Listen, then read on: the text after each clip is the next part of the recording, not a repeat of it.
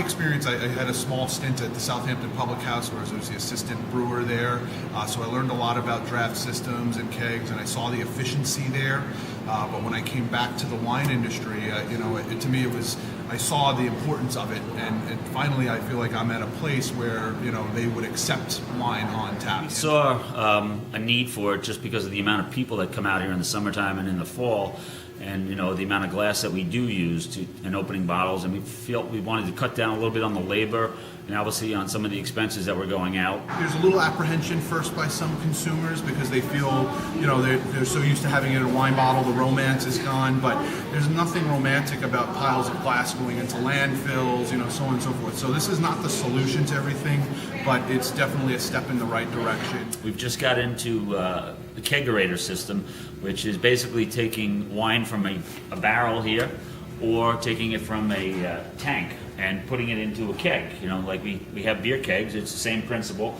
This is a 5-gallon keg, and the process is pretty simple, straightforward in that we have a regular tap on here, a micromatic. We have the wine full in the tank. We open the valve slowly, and as we open that valve slowly, the wine starts to fill into the keg itself, and then right here, the air is evacuating out of the keg, and once that process takes place, wine will start to come out of there, and we'll recapture that, and then the keg is full. This is your traditional beer tap that you would have here. Your liquid comes out this hose, gas comes in through this hose, and there's a spear going down into the inside of the keg. So what we'll do is we just simply connect this right on, engage it right there. We're hooked up to our gas here.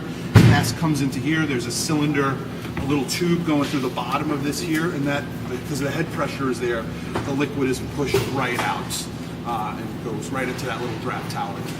Obviously, when you put wine in a bottle, it goes into what we call bottle shock, where it's in a large vessel or in a wine barrel, and then once it goes into the bottle, it goes into what we call bottle shock. And that process is where it adjusts to the bottle itself.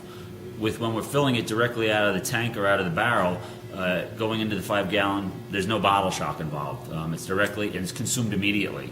It's not like this is sitting aging and hoping to get better. It's pretty much for immediate consumption. Anybody that's apprehensive about trying wine on tap, give it a try and experience it, because you're going to find that there are very little differences, from what you get here to what you get in the bottles. It's probably due to acceptance more than anything.